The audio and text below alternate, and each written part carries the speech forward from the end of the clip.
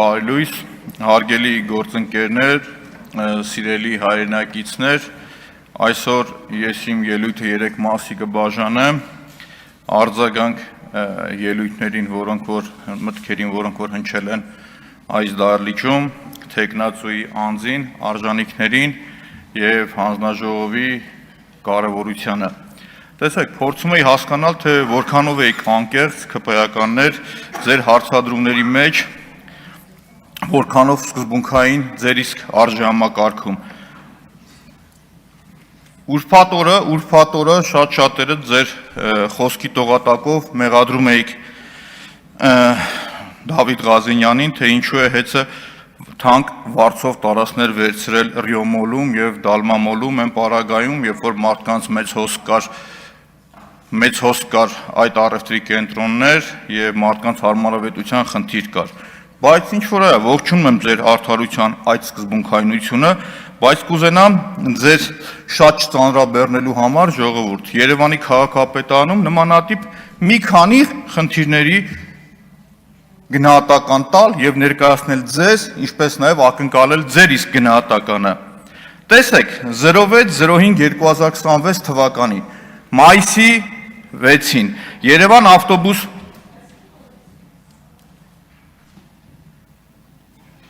Եթե խանգարում եմ, չշարունակեմ ես, ժողովուրդ։ Երևան ավտոբուս ՓԲ-ի կողմից անցկացված ԵԱ-ՄԱԱՊԾԲ 26-25 ծածկագրով մեկ անձից գնման ընթացակարգով ձեռքաբերվում դիզ վառելիք։ 1 լիտրի արժեքը 545 դրամ։ Այդ ոչինչ էլ որ մի անձից են ասը, կասեք միգուցե էժան են առել, բայց ամենահետաքրքիրն է նա, որ հենց այդ նույն ժամանակ լցակայաններում մանրածախի արժեքը եղել է 510 դրամ մաքսիմումը, Ranoil, Flash, CPS եւ մնացած լցակայաններում։ Ակնհայտ է, չէ՞ որ մեծածախի գինն ավելի էժան պետք է լիներ, ժողովուրդ։ Բայց չգիտես ինչի քաղաքապետարանը որոշում է, որ ինքը պետք է առնի 545 դրամով։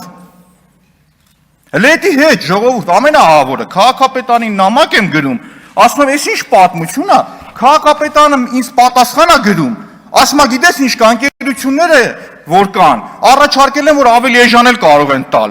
բայց ինքը որոշել է, որ թանկով պետք է առնի, ժողովուրդ։ Դրա գնահատականը մի հատ փորձեք տալ։ Այդ ո՞նց է ստացվում, ժողովուրդ։ Եթե չկարողանաք գտնել, հատիկ առ հատիկ բոլորը կհանեմ, ի ցույց կդնեմ։ Գնման օրով, վայրով, ժամով։ Ոնց է լինում, որ շուկայում այդ նույն բանը մանրածախը ծախում են 510 դրամով, դուք մեծածախը առնում եք 545 դրամով։ Էս ինչ ուժեղ առևտուր անող եք դուք։ Ու մեղադրում են պարոն Ղազենյանին, չգիտեմ ինչի մեջ։ Բայց հաջորդը ձեզ ասեմ, այն յութոնգ տրոլեյբուսները հիշում եք, որ լավ գովազդեցիք բանի ժամանակ, քարոզարշավի ժամանակ։ Առաջի պարտիա յութոնգը, երբ որ առնում եք 135 միլիոնով, քաղաքապետարին ամենավերջի խոսքերն ասել են, որ ժողովուրդ մտեք ինտերնետով նայեք, թանկ եք առել, ինչ եք անում, $100,000 թանկ եք առել, մյուս գնմանը հետևելու եմ, նայում ես ձեռք բերում, տրանսպորտ մյուսը, դրանից հետո հաջորդ գնումը լինում է 96 միլիոնով, մի անգամից 40 միլիոն պակասում է, ժողովուրդ, 15 ավտոբուսի մեջ մոտարապես $1.5 միլիոն, բայց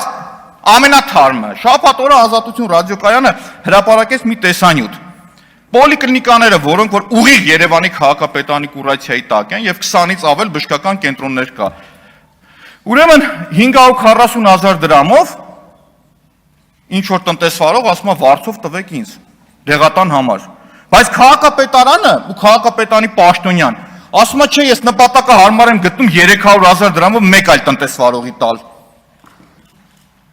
Ստեղ ճիշտ ասած գայթակղություն կա, որ Նիկոլ Փաշինյանի ընդդիմադիր եղած ժամանակ պատգամավորական խոսույթով անդրադառնամ։ Բայց դա մի հատ կճշտենք, այդ մեր բացատրական բառարանի մեջ կիրառելի է այդ խոսույթը, թե չէ։ Եթե հա, այդ խոսույթով կպատասխանեմ այս պաշտոնյային։ Հիմի ժողովուրդ, ուզում եմ ձեզ այդ սկզբունքայնությունն ու արդարամտության գնահատականը հասկանալ։ Կարող է հիմի մի հատ Ռոմանոս Պետրոսյանից SMS-ներ ստանաք, որ Տիգրան Ավինյանի հրաժարականը պահանջեք, այդ արդար կլինի, ձեր գործընկերոջ, բոլոր փաստերի համար պատասխանատվություն եմ կրում։ Ստեղ գործընկերներ կային, ասում էին, բա դատախազությանը դիմի, դատախազությունը մենակ մի պարագայում է ինձ արձանագրում, երբ որ ձեռքս լինում է մի հատ յոգուրտի շիշ, մի հատ նկար։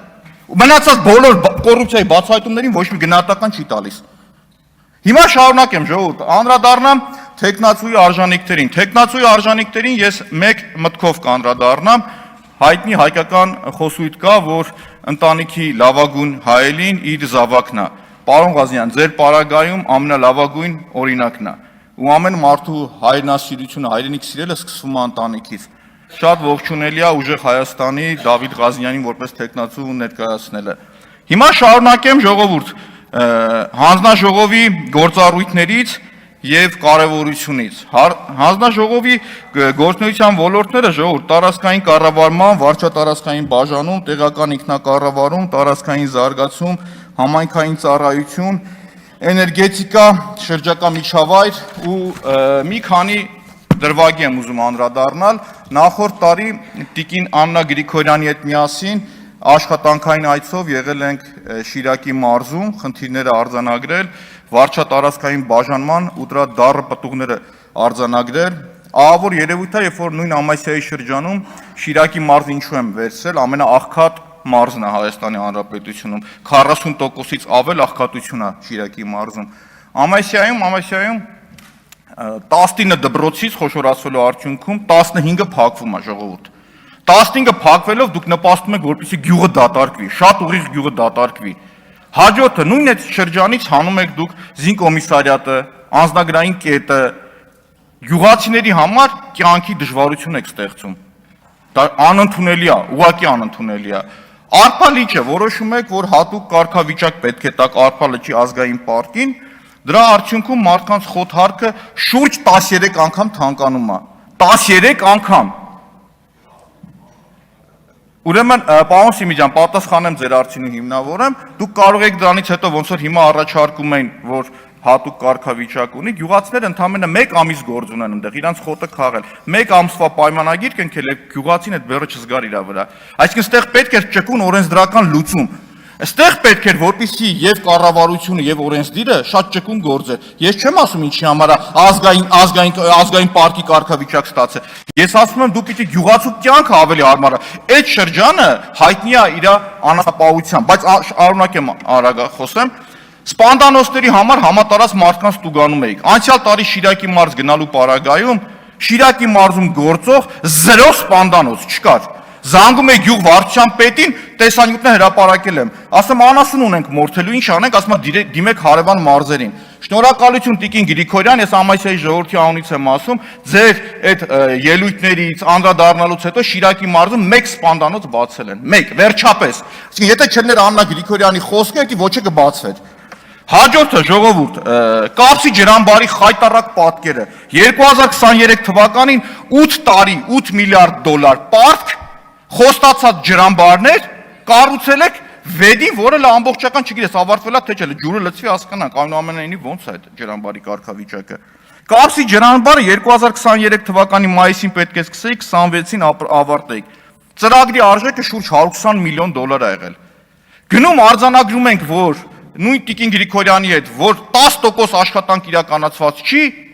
մեզ ասում են շարունակվում է աշխատանքները։ Վերջում լավ այդ ելույթներից հետո նորից վերջնականապես ընդունեցին, որ փակված է, բայց դրա բեռը քաշողը մեր ժողովուրդն է։ Վարկային ծրագիրը բերում ես, դու վարկային ծրագիրը չես արդյունավետ իրականացնում, դրա մնացած ածանցյալ խնդիրները քաշում է ժողովուրդը։ Հաջորդը Գյումրիում Շիրակի մարզում աղետի գոտու տնակային ավանները վերացնելու համար պետական ծրագրով 0, ոչ մի նոր կառուցված շենք։ Միակ շենքերը, որ կառուցվել է, դա Ռոբերտ Օղլախչյանը անձնական բարերար իր միջոցներով շենք է կառուցել։ 4 շենք է, եթե չեմ սխալվում։ Պետական ոչ մի ծրագիր Գյումրիի համար, ոչ մի։ Հաջորդը որ կա, դա կարկտային կայանների խնդիրն է, որոնք ոչ արդյունավետ են գործում։ Մյուսը որ կա, համայնքների դոտացիաների բաշխման անարդար համակարգը։ Ոչ են անդիմադիր լինի համայնքի ղեկավարը, քաշվավ այդ համայնքը, վառ օրինակ Ախուրյան համայնքը։ Հենց փոխվեց համայնքապետը ավականուն կարողացա գողանալ, որ ընդունված պրակտիկա 2 միլիարդ դրամ ծրագրերը ավելացավ, դոտացիաները ավելացավ։ Այսինքն քաղաքացին եթե ընտրում է իր կամքով այլ համայնքի ղեկավար, տուժվում է գյուղացիները ամբողջությամբ։ Եվ վերջում բնապահպանական կարճ խնդրին, Ժողովուրդ 10 միլիոն ծառ էին խոստացել որ տնկեին, անցյալ տարի Երևանի բյուջեով 4.9 միլիարդ դրամ փող են ծախսել կանաչապատ գոտիներ ստեղծել պահպանելու համար, գուշակեք քանի ծառ են տնկել։ 5044, որը մանգաս էդ էլ չկա։ Ավարտեք։ Այս պայմաններով կներեք 10 վայրկյան, այս պայմաններով